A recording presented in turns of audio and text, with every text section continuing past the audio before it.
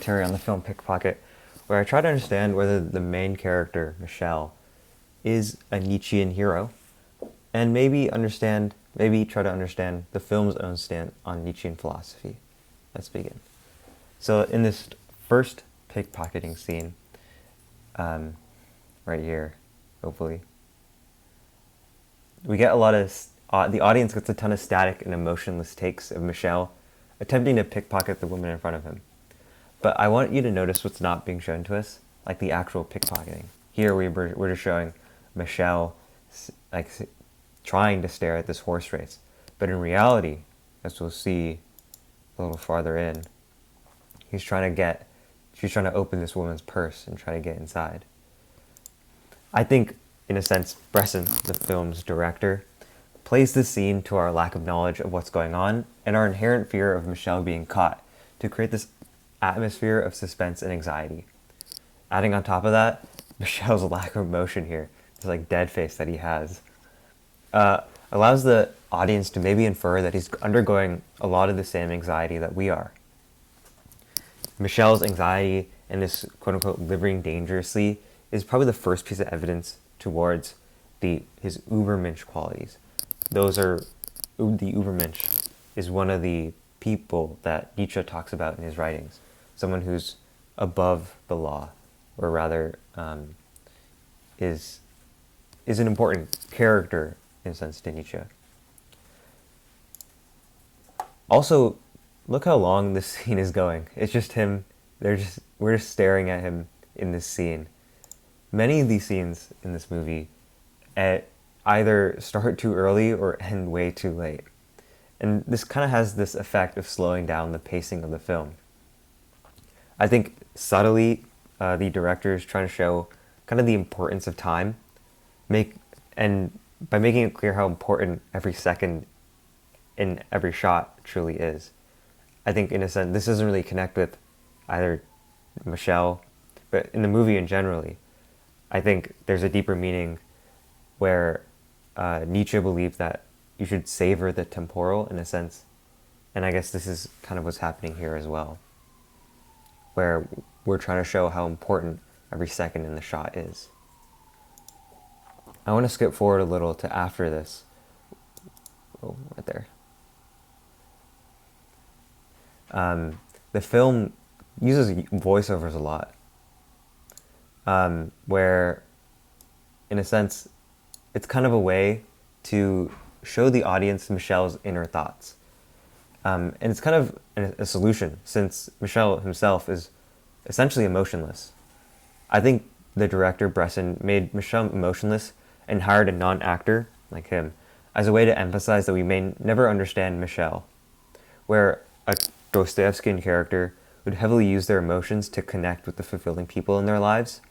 Emotionless Michel lacks that ability to connect, at least in these early parts of the movie, making him this much more Nietzschean or potentially Kierkegaardian character. So that's how he's not really a Dostoevskian character.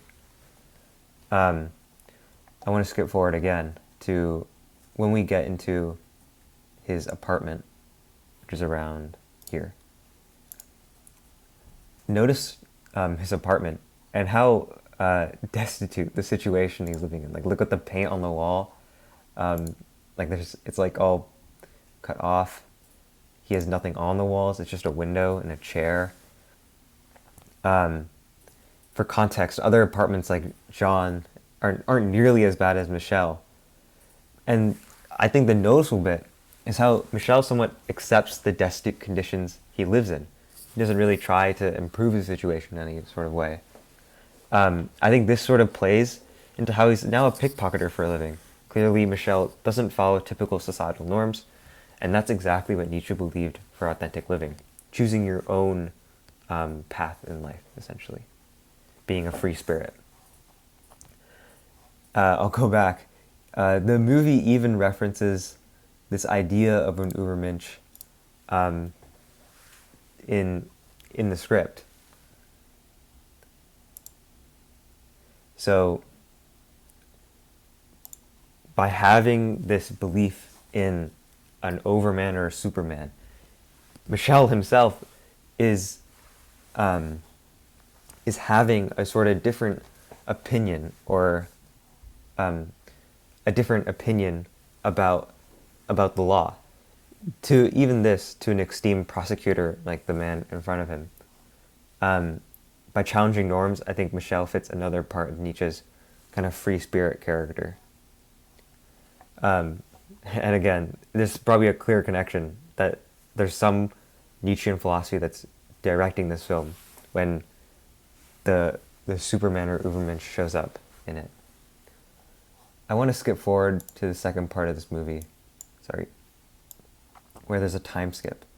Just for context, during most of this part, he's rather aimless, Michel is, and he tries to improve his pickpocketing.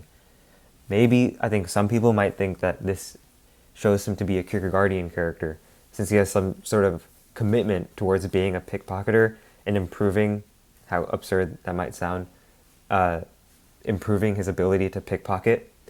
Maybe that makes him like a knight of faith. But I think calling him a knight of faith would be disingenuous when his entire acting, or the way his character is, being so aimless in a sense, is against how firm a knight of faith's resolution towards their goals is. I think Michel doesn't really fall under that knight of faith because he is aimless throughout most of this movie. So I think that's where we can settle in on how he's a Nietzschean character. And so back to this time skip portion. Just notice how in the span of like 30 seconds, the film summarizes Michel's life over voiceover. So it's right here. Yeah. And so I think Bresson is hinting towards the convoluted nature of Michel's life. He doesn't have some sort of overarching goal like a Kierkegaardian knight of faith.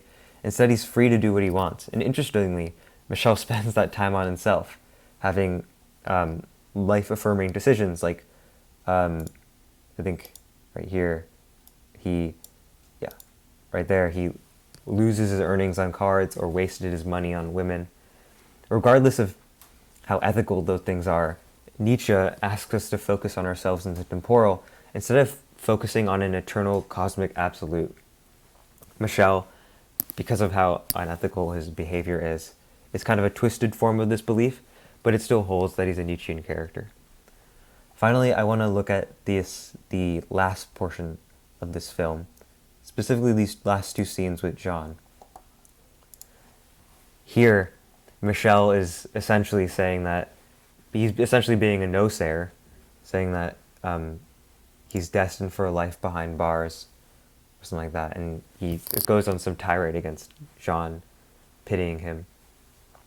But then, around here, in this last scene, he finds a sort of connection with Jeanne, saying, and I feel like they finally connect in some sort of loving way.